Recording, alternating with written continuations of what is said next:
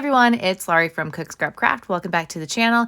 Today I've got a process video for you that is super random, but it's actually kind of my favorite way to scrapbook.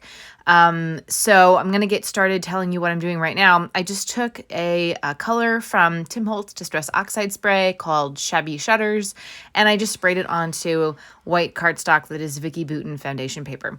Then I took some Tim Holtz Kitsch Flamingo and did a bit of splattering on top. I'd have to say that making your own mixed media background is a really easy way to get started. If you aren't totally sure what you want to do, if you're not working with a specific collection, if you are just kind of winging it, make your own mixed media background and see how it works, especially when you're, if you're feeling just a little bit random, you can't go wrong with mixed media. So now I'm cutting down my photos. I have 3 photos for this layout. One of them I'm keeping 4x6. And then the other 2 I'm cutting to size 3x4. And then I'm going to mat one of them with some cardstock that was just out on my desk. I used it for something else and I had a little bit of leftover. So that's going to be the matting for one of the photos. And I actually don't end up matting the other 2, but I kind of like that sort of draws your eye maybe to that photo. And it just gives a little bit of more visual interest and something different, something that makes at least one of the photos stand out. And I have a helper here who wants to say something. Hi everyone. So Mommy's has in this scrapbook page, she has me playing on the playground. The one of them is me signed on the side. Other is me on like these little pad thingies that wiggle, and it's kind of like an obstacle course. And the other one of them is me climbing up like a spiderweb thingy. Yeah, so I'm arranging the photos onto the page, trying to figure out the best sort of layout. What I had originally planned for them wasn't going to work because it covered up too much of that mixed media. And I thought, well, I don't want, I want the photos to be over where like the white spaces are. So I just kind of rearranged things a little bit. And then I have a plastic bag at my desk that has a bunch of random scrap papers in it, and these are all from past Best of Both Worlds kits. I just kind of started putting things together in this bag. So I'm literally like, I don't have a plan. I didn't have an idea really in my head. I was just planning on like, let's just take, these are kind of, they're playground photos, so they're not random, but there's, I don't have like a playground themed collection to go with them. So I'm literally just taking bits of scrap paper and layering them up in ways that I think look pleasing and tucking them behind the photos. And this is something that Shamel does a lot, not necessarily with like her scraps, but she does a lot of paper tucking and layering and things like that. So maybe I was a little bit inspired by her, but I have to say it is really fun to just experiment with scrap bits of stuff and random embellishments and just see how it all kind of goes together. And like, I have pieces on here. One of them says Museum of Natural History.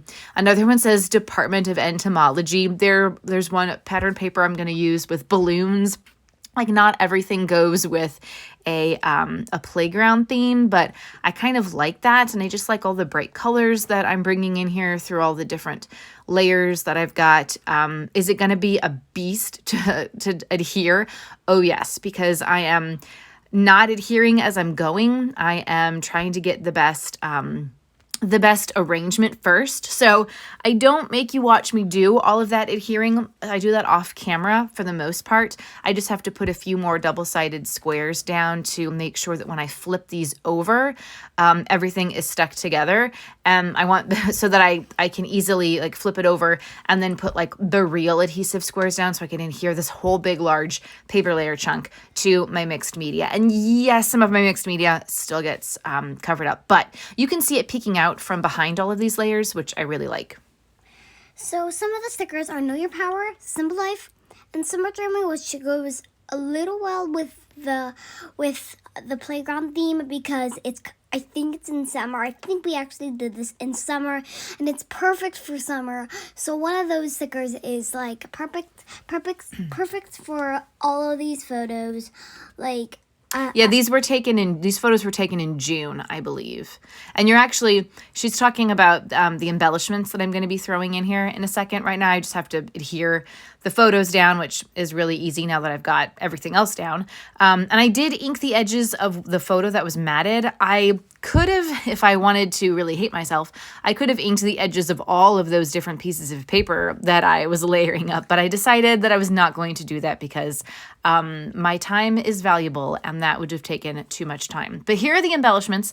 Off camera, I did kind of go through what I had in my embellishment stash and just found a couple of pieces. Some of them are words, some of them are images. Obviously, I'm going to be putting enamel dots down as well because I love them.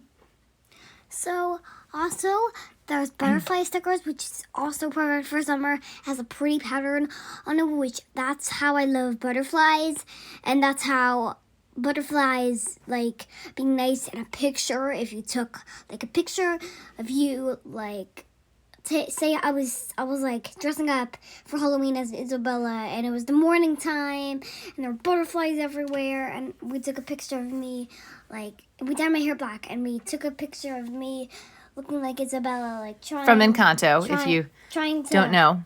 Trying to make me like have some butterflies on my shoulders or like my fingers. Yeah, you could do a lot of with butterfly embellishments. And I actually got that in a pack from Dollar Tree. So I don't know if they still have those, but they might have something similar because they're always updating their crafty stock.